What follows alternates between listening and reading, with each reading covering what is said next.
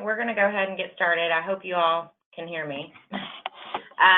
Feel free to type in the chat box if you can't, or if you have any questions, you can type in there. So we're going to go ahead and get started.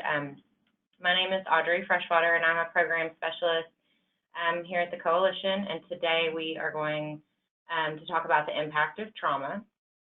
So we're just going to go ahead and jump right in.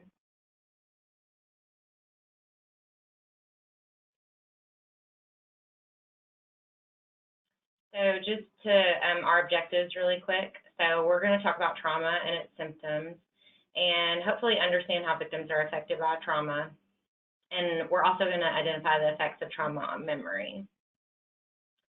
So what is trauma? Trauma is a subjective experience of terror and helplessness. And trauma is different for everyone. So, you know, it can be physical, but it can also be psychological, and trauma for one person may not be trauma for another person. So I think that's something good to keep in mind when we talk about trauma, is that it's not always black and white. It can be different for every person. So what happens to the brain during trauma? I'm sure all of you have heard a lot about ACEs. Thankfully, it's a big thing now.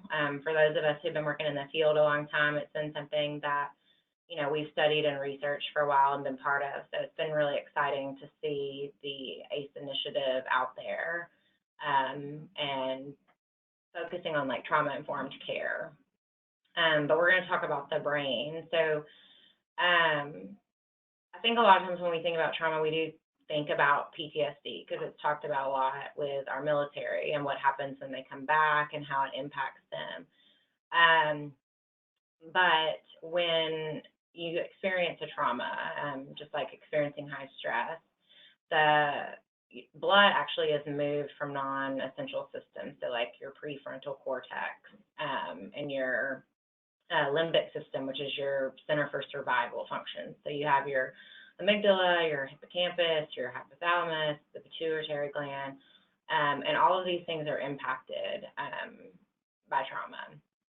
So the role of the amygdala is, so you have the stimuli, and I know you can all see this on the screen, but it's really, you know, is this the correct response? Feelings of concern or worry. So anytime we experience good or bad, our brain is processing that, you know, am I in danger? Should this be a concern? Should this be, you know, a worry? And so our brain is constantly processing things that we're going through, that we're experiencing, and kind of filing that away and using our conscious mind to process through, you know, that.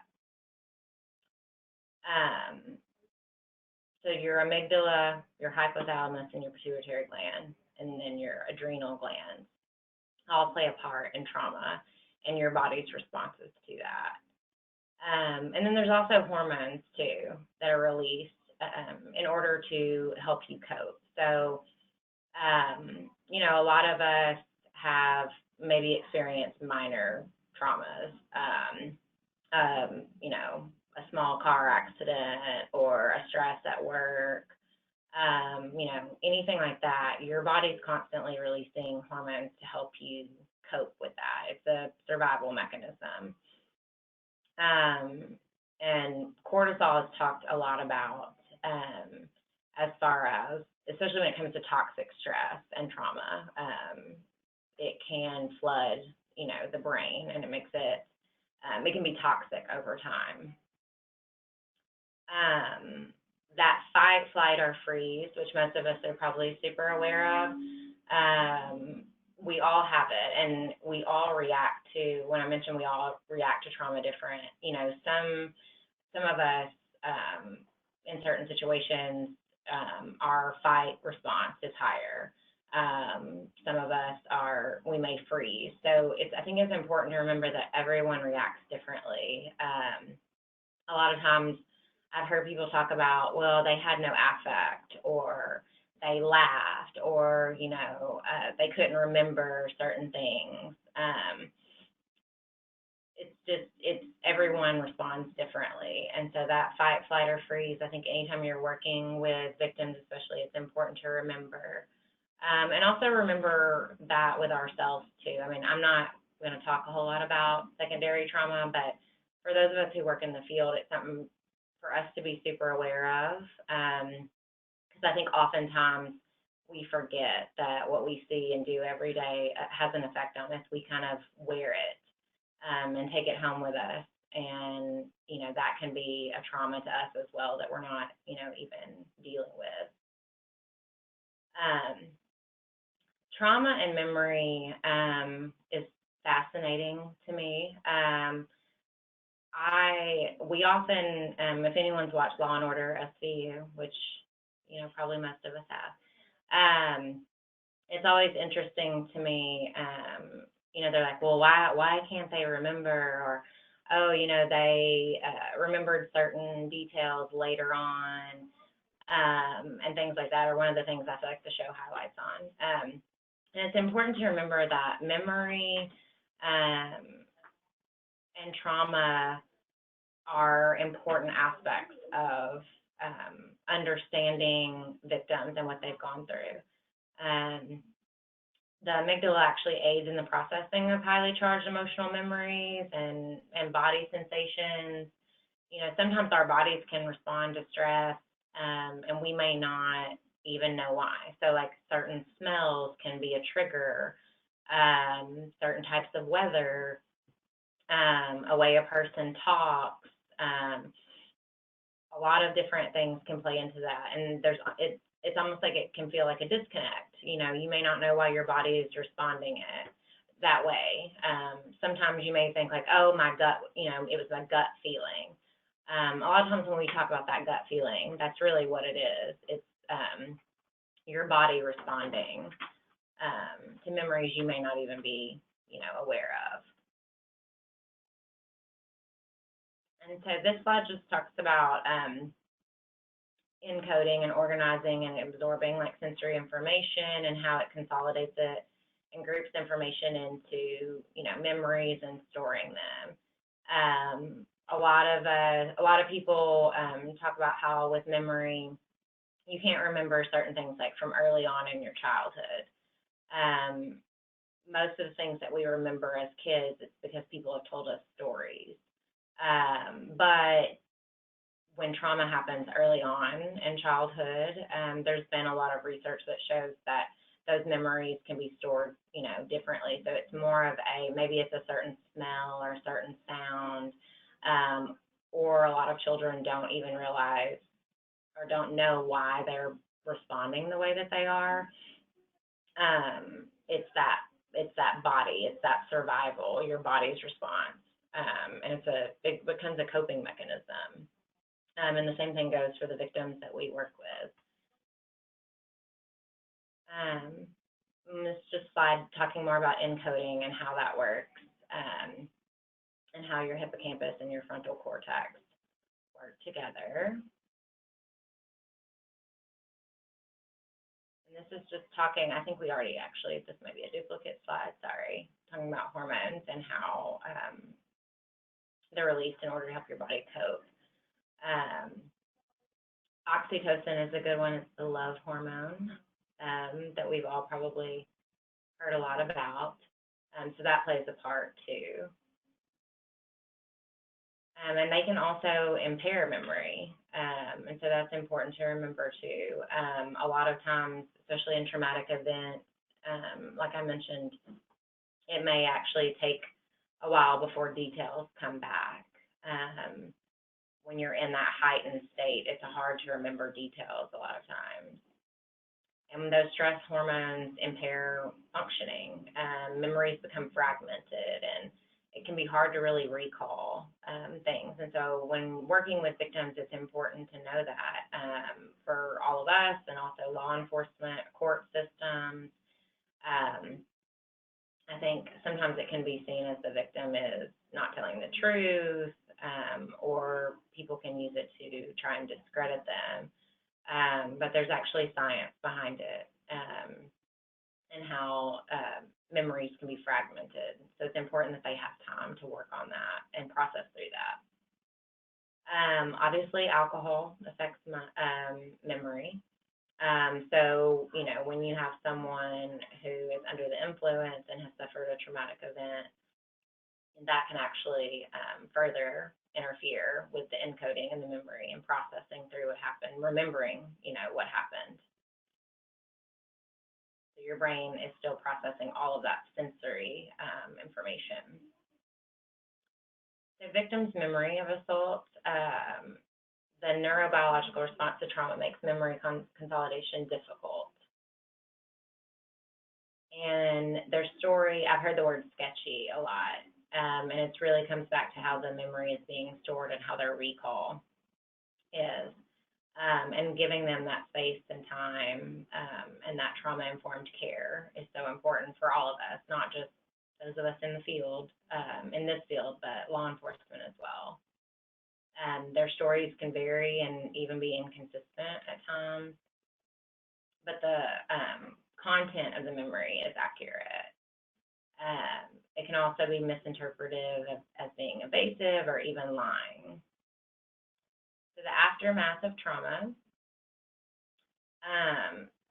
the ability to orient to safety and danger is compromised. Stories and narratives may be jumbled, and the body may have trouble regulating itself. So just because, they're out of danger doesn't mean that they feel safe. With all of those hormones going on and your body's responding to that trauma, you can still be in that fight, flight, or freeze. So it may take some time for them to process that, and that can come and go. So they could, let's say, be in shelter for quite some time and be safe and be doing really well. And they can kind of go back to that place. And the brain actually has trouble connecting that to your frontal cortex, letting you know that you're okay. There's a disconnect there, and you're really operating out of that fear center, which is your amygdala. So you're more reactive, vigilant, and it's deep inside the brain. I call it the back brain. And so some people are just, because they can't make that connection, they're operating from that back brain. So they're in a constant state of fear.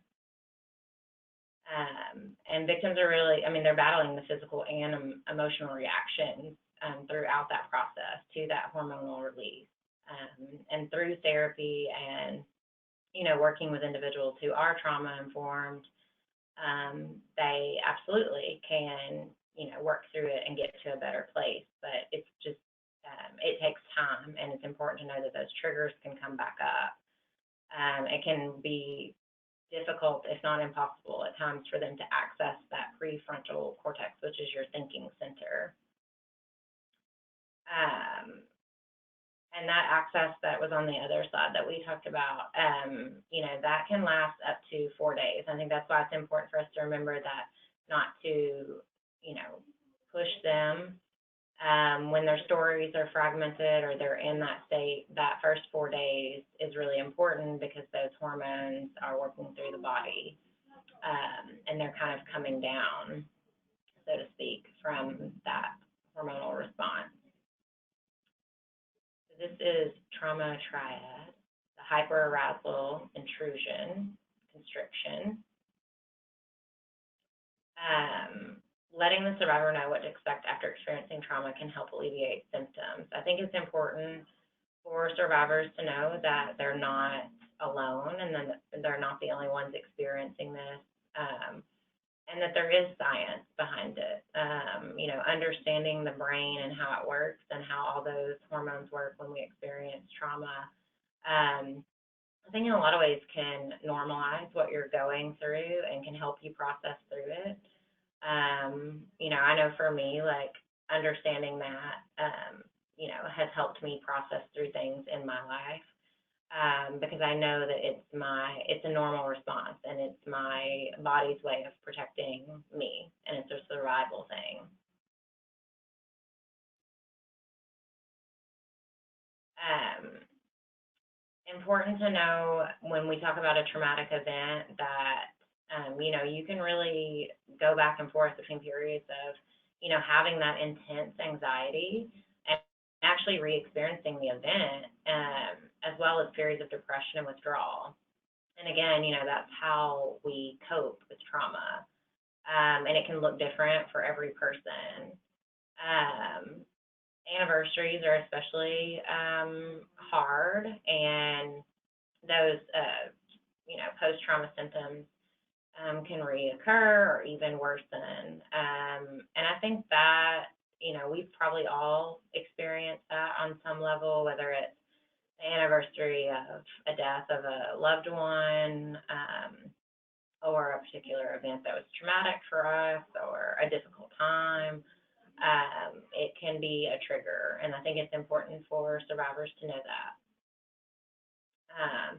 As well as a court, I think, is a big one. Court dates can be especially hard for survivors and can bring up a lot. And I think it's good to prepare for that as much as possible. Not just preparing for the actual court date, but also just preparing for the triggers that could come and the feelings that could come and how it can really bring about a lot of symptoms that can worsen. Same for counseling sessions or medical appointments, a number of things really. Visitation with children that you have to see the perpetrator, running into family, friends, a number of things. And so I think preparing them for that and trying to be proactive will benefit them in the long run. I think survivors can become really impatient with that recovery process. I think it's completely normal that they just want it to be over. But rushing through trauma, just like rushing through the grief process or anything like that, only makes the recovery process longer. And so I think really helping them to understand that it is a process and there's going to be ups and downs, but working through it and not rushing it is, in the long run, is the best way to go about it, because it really takes time to heal from all of that. And there's going to be a new normal. Life is going to be different.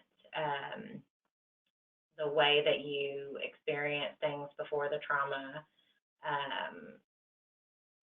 can be different, but it doesn't mean that life is not going, to be great, or that, things aren't going to get better, or, it is going to be different. And it's finding that new normal and embracing it, and validating with them that, things may not be easy, but, on the other side of it, you can still have, a really fulfilling and rich life, and you can use what you've gone through to help other people or to make you stronger.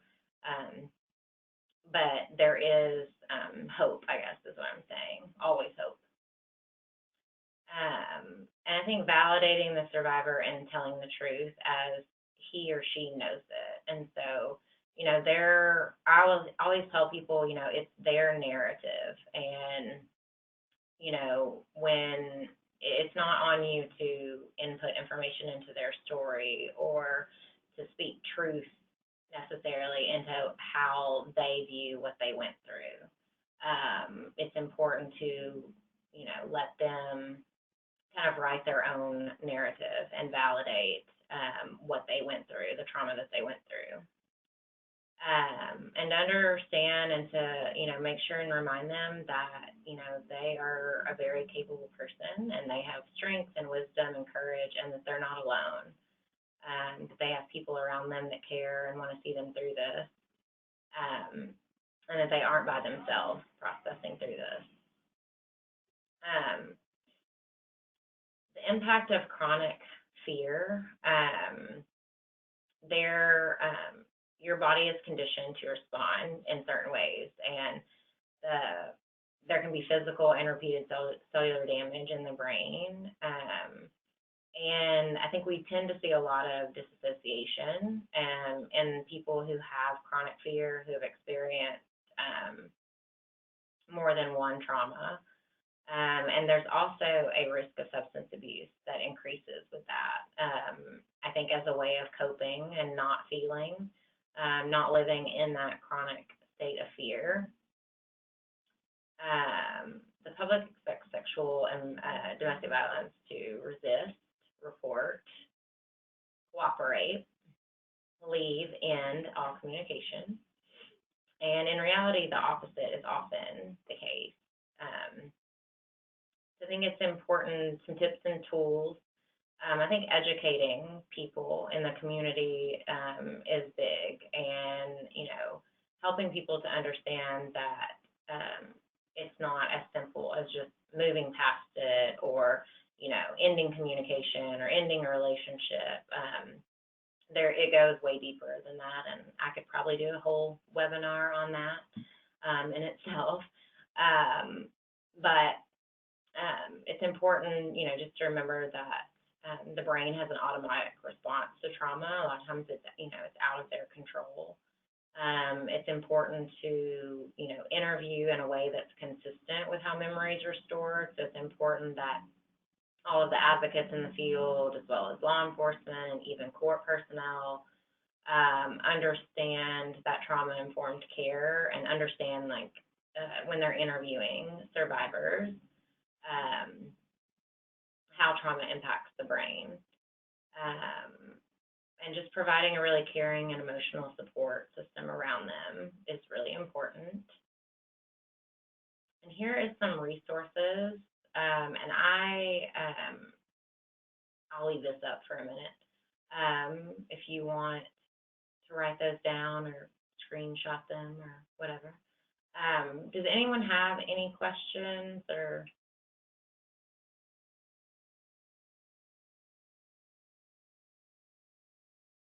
anything they want to say?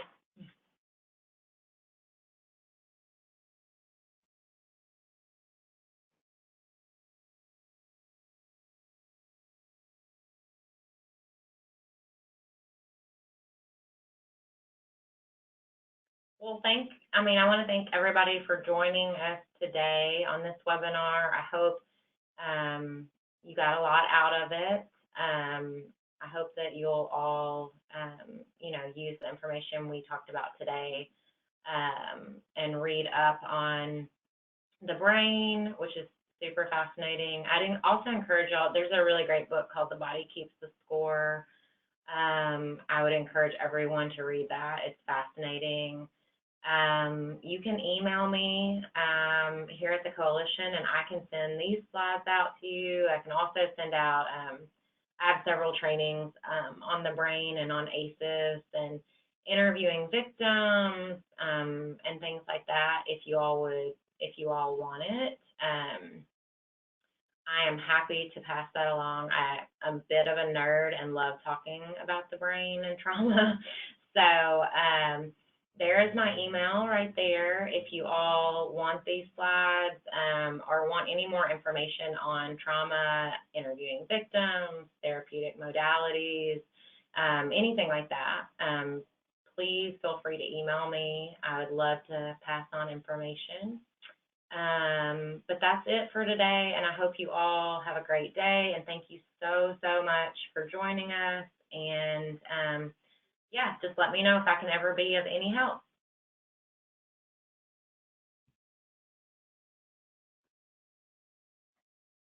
Yes, I will absolutely email the PowerPoint. If you want to shoot me an email, oh, I have y'all's emails, just kidding. So I can email it out to you all. But yes, absolutely. I will email you this PowerPoint. You're so welcome. All right, well, I'm going to end the webinar, but I hope you all have a great day, have a great weekend, and look forward to training you all again.